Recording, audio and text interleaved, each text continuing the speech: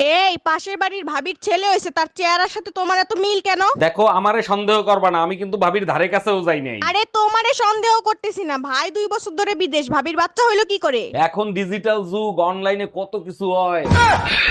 কি হয়েছে? মাথা ব্যথা করতেছে। কোথায়?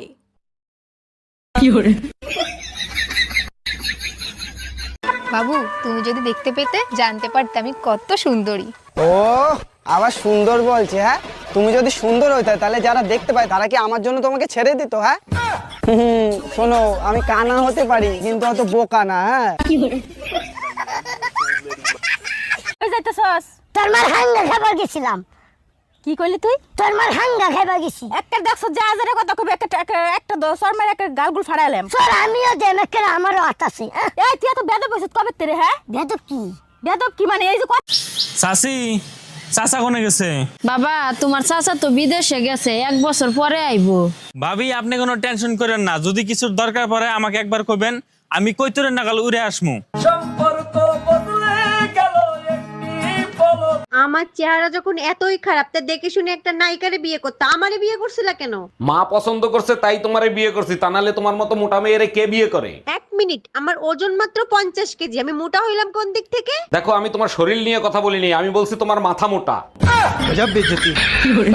অরুণ ভাই, শুনছেন বাহার নাকি একটা ট্রাফিক পুলিশকে বিয়ে করছে? জি ভাবি, শুনছি। আর বাসর রাতেই বউ 10,000 টাকার মামলা দিছে। বলেন কি অরুণ ভাই, মামলা দিছে কেন? কি করছে বাহার? আর ভাবি বললেন না, সারা রাত রং সাইডে গাড়ি চালাইছে তার জন্য। এ স্বামী না, স্বামীর তো নাম ধরে ডাকা যাইবে না। দাদা শ্বশুরে বলছে স্বামীর নাম ধরে ডাকলে হেলে বলে অমঙ্গল হয়। তাইলে কি কইয়া ডাকবো, কি কইয়া ডাকবো? কি পাইছি? এ কুত্তা, খাইয়ে যা। এই পাশের বাড়ি পুলিশ আসছে কেন? এই ব্যাপারে তুমি কিছু জানো নাকি? জানি, কাল রাতে পাশের বাসার ভাবি একটা ছেলের সাথে পলায় চলে গেছে। এর জন্য তুমি মন খারাপ করে আসো কেন? ভাবির চরিত্র তো খারাপ, সে তো আমার ভাইয়ের সাথেও সম্পর্ক করতে চাইছিল। আমার মন খারাপ না, টেনশনে আছি। পাশের বাসার ভাবি তোমার ভাইয়ের সাথে পলায় গেছে। মা ভিডিও কল করেছে। হ্যালো মা, কেমন আছো? ভালো আছি। এই এদিকে আসো, এদিকে আসো। ও মা, এই যে তোমার জামাই কেমন হয়েছে? শাশুড়ি মা কেমন আছেন? হ্যাঁ বাবা, খুব ভালো আছি। তা বাবা, তুমি কি কাজ করো? আমি তো ইঞ্জিনিয়ার। ও, তা মা ভালো কাজ করেছিস, এইবার ইঞ্জিনিয়ার ধরেছিস। আগের বার তো ড্রাইভারের সাথে পলাই গেছিলিস।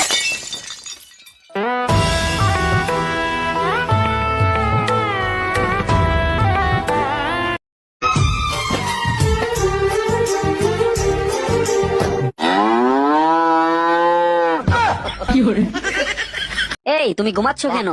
আমাকে আমার মতো থাকতে দাও। এমন করলে তুমি আর পরীক্ষায় পাশ করতে পারবে না। আমি নিজেকে নিজের মতো গুছিয়ে নিয়েছি। একটু মনোযোগ দিলে কিন্তু তুমি এবার পরীক্ষায় পাশ করতে পারতে। যেটা ছিল না সেটা না পাওয়াই থাক, সব পেলে নষ্ট জীবন। তাহলে কি তুমি ক্লাসে মন দিবে না?